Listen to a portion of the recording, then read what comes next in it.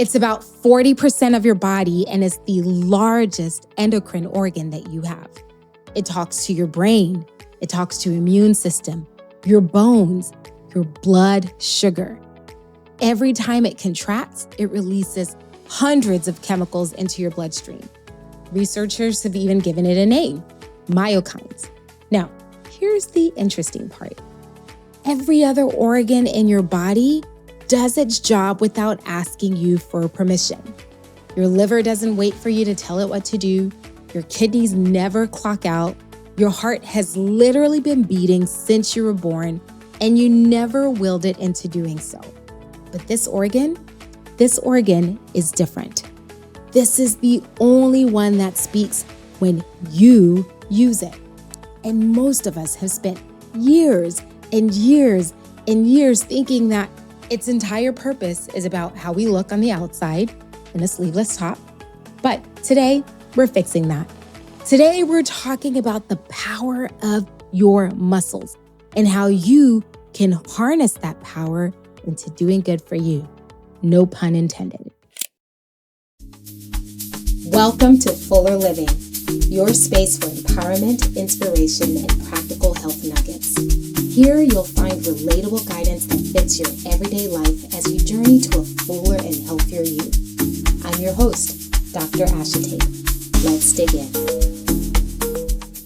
Welcome back to Fuller Living, my friends. Wherever you're listening from, whether you're driving, walking, folding laundry, at the gym, whatever you're doing, as always, I'm so glad that you're here with me. I'm so glad because you're choosing your health today and you're choosing to do that with me. And I'm very honored that you're doing that with me. Let me start by talking about a patient of mine. Years ago, during my training, I met a patient who had an A1C of 13. Now, for some of you, that number may not have any context, so let me tell you what that means. To put it plainly, an A1C is the number that we use to diagnose diabetes and assess how bad it really is. Normal is under 5.7. Diabetes starts at 6.5.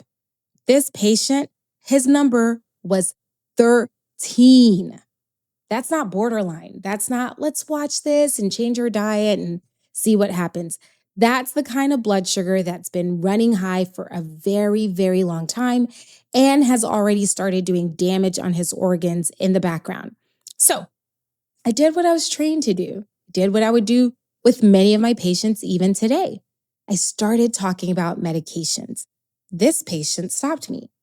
He looked me in the eye and said, "Doc, please, I promise, I will fix this." Now, I'll be honest with you.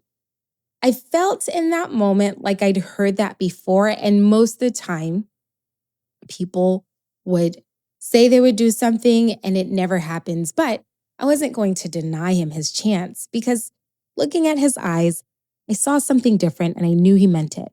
So he didn't just cut out soda. He started eating better. He started training and training consistently for months. He put on real muscle. Several months later, he walks back into the office and he was a completely different person, unrecognizable. He had muscles. He was built. So, of course, we rechecked his A1C and it was normal. Diabetes, gone. 13 to normal. You rarely see that. Now, I want you to hear me plainly because you know on here, I'm not going to tell you things that don't really track. I'm not telling you to refuse treatment. That is not the lesson here. But there's a true point that I want us to grasp, and that lesson is that his muscle was able to do for him what he didn't have before. He didn't just lose weight. He built an organ, and that organ started doing the job his body had been struggling to do all along. In over a decade of practice, I can count on my hand very few numbers of people who are genuinely muscular who have poorly controlled diabetes. It's very rare. Now, this is not a study, but just a pattern that I've noticed. And I want to be careful because genetics really do matter. Your family history matters. Plenty of things come together to shape whether or not you're going to develop diabetes, but your muscles play a huge role. And medical science tells me why I noticed what I noticed. So today I'm going to do 3 things. First, I want to show you that muscle is an organ, not just scaffolding. Second, I want to show you who is listening or what is listening when your muscle contracts. And I promise you, you're going to be surprised by what you learn. And third, I want to talk to you about what happens when your organ, when your muscle goes quiet, and why that is one of the most reversible things in medicine. So let's get into it. Let's start by changing how we think about our muscles. When most of us think about muscle, we think about structure, something that holds us up, something that helps us move around or looks a certain way in the mirror. Trust me, I'm one of those people. But muscle, yes, does all of that, but that's not all our muscle does. Our muscles are endocrine organs. Let me explain what that means. An endocrine organ is tissue that makes chemicals and sends them to the rest of your body to change how other organs behave. For example, your thyroid gland handles your metabolism, among other things. Your pancreas, also an endocrine organ, releases insulin when you eat. Your muscles also do that at scale. See, your skeletal muscle is about 40% of your entire body. That makes it the largest endocrine organ that you have. And when your muscle contracts, it releases hundreds of chemicals into your bloodstream. Those chemicals or messengers have a name. We call them myokines. Myo, whenever you hear the word myo in medicine, it means muscle. And whenever you hear kine, that means to move, set in motion. So messages from the muscle that go out and set things in motion elsewhere in your body. I hope that helps. Now, here's the single most important sentence of this entire episode. If you don't get anything at all, I want you to take this away. That contraction of your muscle is the signal, not just having the muscle. Using it sends the signal. And this part is within your control. So muscle sitting still and staying quiet isn't doing anything. Think about having a radio tower, for instance. It only broadcasts when the light is on. The tower can be enormous, it can be beautiful, it can be perfectly maintained, but when that light is off, nobody is receiving anything. That's like your muscle. Every other organ that you have in your body is sending signals around the clock, whether you participate or will it to or not. This one, your muscle, waits for you. Bet nobody ever told you that. That's why you're here with me. We were taught that our muscles are about appearance, maybe even strength. But how many of us knew that a whole organ, we had such a whole organ within our own control? Wait till you learn what that muscle can do for you. That's what we're talking about next. When your muscles contract, what's on the other side? Let's start with the brain. When you contract your muscles, they release messages that travel to the bloodstream and cross over into your brain. Over there, they're going to turn up growth factors that support memory and your mood. That's right. Your brain is literally receiving messages from your legs. The growth factors are then going to go on and support new connections, which will support learning and also support the building of new brain cells in the regions involved in memory. So researchers who studied Alzheimer's found that these exercise-driven signals helped clear out debris that build up over time and contribute to the aging brain. They also calm inflammation in the brain and support the barrier that protects and keeps your brain safe. Here's another fun fact. This same pathway appears to ease anxiety and lift the mood. So if you're feeling down, get to contracting your muscles. So when someone tells you that they feel clearer after a workout, it's not just a vibe. That's a message that was released from working your muscle that crossed over into the brain and changed the chemistry there. Oh, it's going to get better. Now, let's talk about your immune system. Muscle messages recruit and mature the immune cells whose entire job is to patrol through your body and look for abnormal cells. The cells that catch problems early. Researchers took blood from people after exercise and put them into a dish that had cancer cells, and guess what they found? Those cells grew more slowly. Same person, same blood, completely changed environment. In one study, men being treated for prostate cancer did 12 weeks of resistance training. Afterwards, they found that those who were tested had suppressed levels of those abnormal cells than they had before. 12 weeks of lifting changed their bloodstream. Now, I am not telling you that exercise is going to cure prostate cancer or any other cancer for that matter. It doesn't. At least we don't see that. But this study does suggest that working your muscle changes your environment in your body for the better. Get to lifting.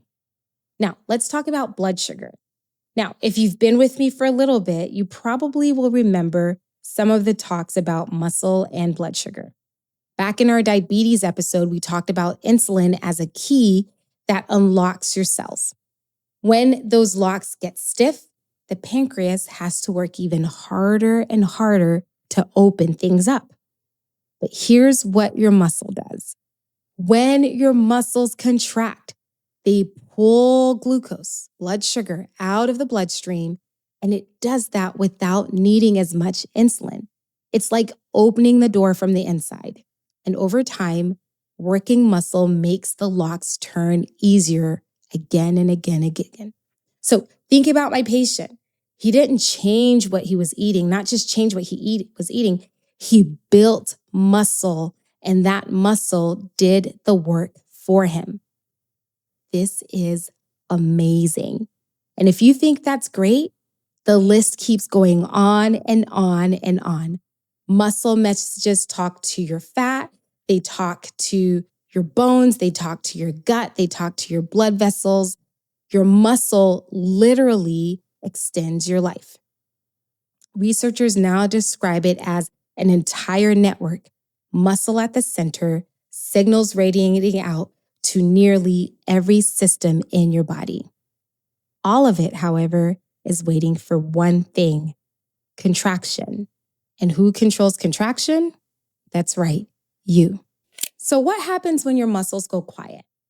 In medicine, we've traditionally thought about low muscle mass as a frailty issue, something that's associated with weakness. In the elderly, for instance, increased risk of falls, or something that shows up at the end of life. But today, I want to offer you a different frame. Low muscle mass is an endocrine deficiency. It's an organ that's not sending the appropriate messages, or not enough of them. And the data on this is really sobering. It needs to sink in. Researchers looked at 16 studies, pulled together 80,000 people. And here's what they found: that the lowest muscle mass carried about a 57% higher risk of dying from all causes. And it moves in steps. In a large study done in American adults, every meaningful increase in muscle mass meant a lower risk of dying from all causes, including cancer. Now, I need you to hear this part slowly because I think it might be freeing. This benefit held independent of what your weight was, independent of your BMI. So here's what this means. You can be in a larger body, but carrying strong muscle and be at a lower risk than someone in a smaller body with a lower muscle mass. In fact, in that pooled research, low muscle mass was even more dangerous in people at higher weights. because the muscle was the piece that was missing, not the size. See, this is why we can't just focus on the scale. The scale has never been measuring the right thing. But here's the good news I want you to go home with. Your muscle does not require youth. It doesn't require a gym. It doesn't need a full hour. It doesn't require you to have done this ever before. Wherever you are right now, you can start and the benefits build. Muscle responds at every age, whether you're in your 70s or your 80s. As long as you're getting stronger, you are getting the benefit because your muscle is not gone. It's just been waiting on you to recruit it. All right, let's turn this information into a SMART goal. Remember, a SMART goal is one that is specific, it is measurable, achievable, relevant, and time-bound. So here's your goal for the week. I want you to get engaged in one resistance training for the week. One session, 10 minutes, that's it. Now, if you're someone who's used to working out regularly, then up the ante. If you've been away from the gym for a while, get to going back. As always, I want you to make sure that you get clearance from your physician. If you've never worked out before and you need some guidance, one of my favorite couple that helps people build muscle is called Juice and Toya on YouTube. Check them out. All right, here's the thing. Specific. One session this week, 10 minutes, and that's it. Remember, your body weight counts. Squatting up and down from a chair counts. Wall push-ups, that counts. Or carrying your groceries up the stairs, that counts. To make you more likely to do it, anchor it to an activity that you already do. For instance, like I did before, 5 minutes before you shower. Measurable. Check mark on your phone or your task list, and that's it. Just one. Achievable. Most of us should be able to do this in 10 minutes. 10 minutes once in 7 days should be achievable for your health. If you can't do it at all, that's fine. 5 minutes. Surely you have 5 minutes. Relevant, because the organ only speaks when it contracts, and you are the only person who can give it that message and turn on the switch. And you working out more regularly, or at least starting to resistance train, is part of your goal to live a healthier and a fuller life. Time-bound, let's do this in 7 days, and that's it. You are turning an organ back on. Let's bring it home. Today, we talked about 3 things. We talked about how your muscle isn't just scaffolding. It's the largest endocrine organ that your body has, and it's sending messages to several organs in your body. We talked about which organs are listening, like your brain or your immune system, your blood sugar, your bones, your gut, blood vessels. Nearly everything is responding to what your muscle is doing. We talked about what it costs when your muscles go quiet and how remarkably reversible that is at any age and, most importantly, at any size. Here's the line I want you to carry out of here today. Every other organ you have is working for free or in the background, but this one, your muscle, is asking for 10 minutes from you. So I'd love to hear from you. Before today, what did you think your muscle was for? And what are you going to do differently with this information now? Let me know in the comments and share with me in my DMs, wherever you can find me, either sarah.ashitey_MD on Instagram or at Fuller Living Coaching. If this episode changed the way that you're thinking about your body even a little, I want you to share with someone and subscribe to this podcast because this generally helps more people find these conversations. I look forward to seeing you at the same time, same place next week. But until then, let's get to fuller living. Well, fam, that wraps up another episode of Fuller Living, where we talk about health in a bite-sized, relatable, practical, and fun way. Remember, it's not about being perfect. It's about making progress one small step at a time, while remaining consistent. If you found this episode helpful, please subscribe, share it with a friend who might need a little bit of inspiration, and leave me your 5-star review. And if you're in Dallas and looking for a new PCP, look me up at southwestfamilymed.com. I can't wait to meet you. Until next time, let's get to fuller living.